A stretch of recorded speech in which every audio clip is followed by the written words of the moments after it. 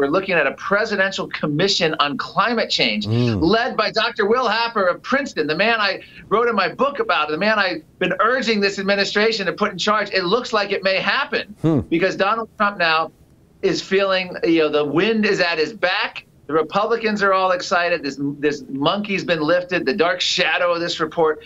So the Green New Deal just might collide with this presidential commission on climate, and that could be the biggest economic and climate story of the rest of 2019. That's what I'm hoping for. It's still not official, but I'm hoping this commission comes together. Well, give me one more minute on that. I mean, we started off with the jokey Green New Deal, and just because it was fun.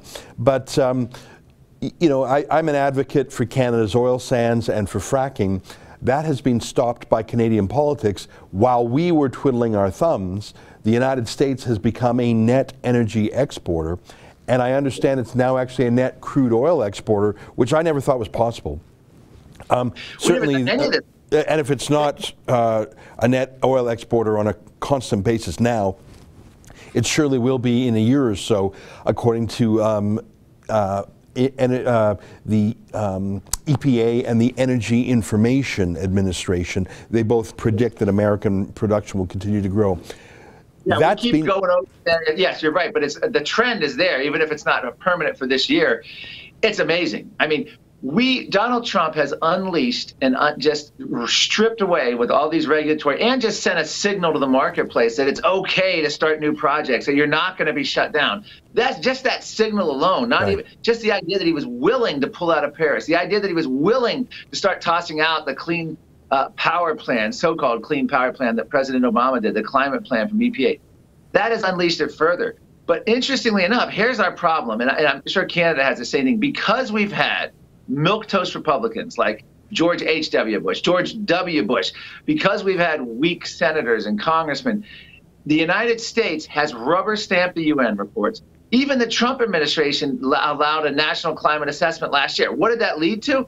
We had a federal judge last week rule that you couldn't do oil drilling in a pipeline because of the climate concerns that the U.S. government has accepted. So in a way, I don't know how any judge in America, including the Supreme Court, could allow energy development if the Trump administration is allowing the IPCC and the National Climate Assessment, which it is based on, written by environmental activists and Obama's climate negotiator, to stand as U.S. government accepted scientific reports. Wow. So what President Trump is going to do is appoint a commission headed by Will Happer, and possibly including people like Judith Curry and Richard Lindzen, the climate scientists, and they're going to re-examine the basis for the UN and the National Climate Assessment, and we are going to have, for the first time, an official government report that we can base policy on, that cabinet members can say, well, as the Presidential Commission on Climate reported, and finally have an official document that the government will accept that is that different than the United Nations report. Wow. That will give us judicial hope with all these lawsuits, children's lawsuits, oil drilling lawsuits, pipeline lawsuits, you name it. This is possibly the most single greatest climate legacy that President Trump could do. It hasn't happened yet, and it's not official, but it looks like a good probability it could happen here this year.